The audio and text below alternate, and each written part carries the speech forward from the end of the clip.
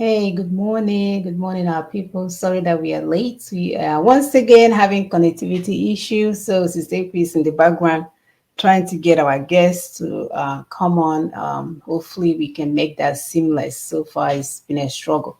All right. So, welcome to the program. We are super happy to have you here today. We are on part two of our topic from last week, which is unlocking the divine blueprint for self determination.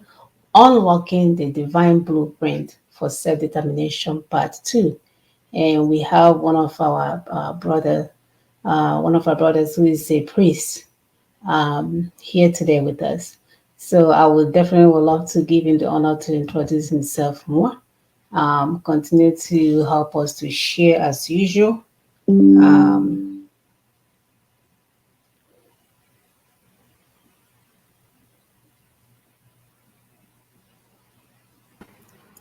Um, Sorry, people, we are trying to get our guest in. My name is April Simon Okuba. I live in Lexington, Kentucky. Continue to help us to share. Those that are seeing us for the first time, we appreciate you being here. I will play a video so that we'll share without being in the background while we uh, share, like, subscribe. Please, we can see a lot of you viewing YouTube. We see you. You're viewing. Please subscribe. Not just view, subscribe share, share, and share, share, share. and then like, because when you do that, like we keep explaining, it will help the algorithm and the message will go around. So just don't watch and not like or subscribe. You can do both of them. It's just a click. So if you're here, can see us. Please just click like before you continue. Like the video, you will like it. So it's you. You definitely like it. If not for anything, your sisters are on the screen. So at least like your sisters, if not for anything else. All right. So we'll play the video of the day. Please continue to help us to share while we get our guests to come on. Let me pull up the video of the day.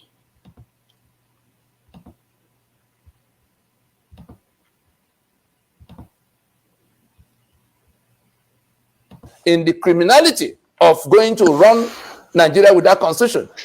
It is a criminality in which they are all co-participants, equal members of the gang operating Nigeria under that constitution.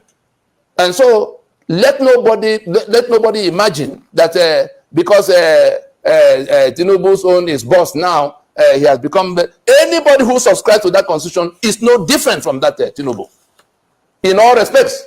Since that constitution is guilty of forgery, that constitution is guilty of fraud, that constitution is guilty of identity theft, you subscribe to it and you want to make it, you want to present yourself as the virgin in the brother that has produced all of you, PDP, APC, Labour Party, you all subscribe to the 1999 constitution. Don't come pontificating any differently. And so what can the rest of us do? Because no matter what the courts do, it is the responsibility to repudiate that reputation in a manner that the international community can see, falls back on all of us. And Ninas has a proposition for how we can repudiate those tags effectively.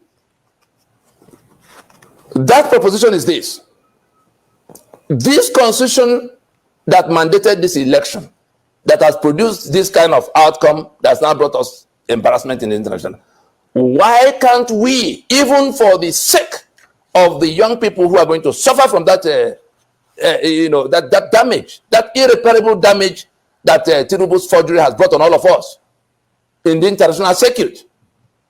Listen to what has happened in the UK, where nurses that are already employed are being asked to go and are now required to go to write the exams afresh because of one man that wants to be president. Several universities have suspended processing of admission for Nigerian students across the UK, US.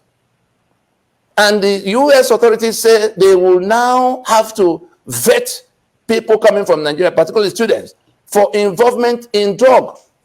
Even the ones who trained, whether you trained in Nigeria or you trained in Harvard or Oxford, if somebody could in Chicago do what was done, as we have seen, who says that those who went to Harvard or Lincoln, wherever, did not, tamper with a few things in the background? And so what we can do is to repudiate Nigerians, those who wish to be separated from that identity that have been inflicted upon us by Bola Tinubu, the president of Nigeria for today.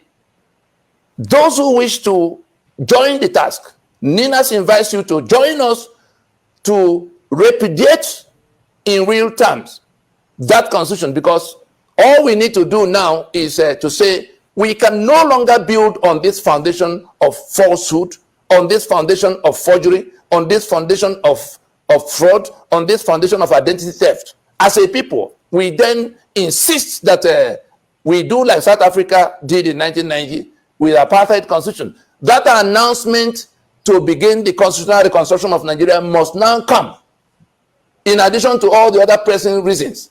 This is now an added, emergency, that we must do this so that the international community can see that there's an action we have taken. Because once we do that, first it takes care of the unfinished business of February 25th. The outcome of this election that we shouldn't have embarked upon, this 2023 election that we shouldn't have embarked upon on the basis of that fraud of a constitution. The multitude, in their whatever was their reason, but largely driven by ignorance and emotion, dragged us to election, including the ones who are now shouting about mandate.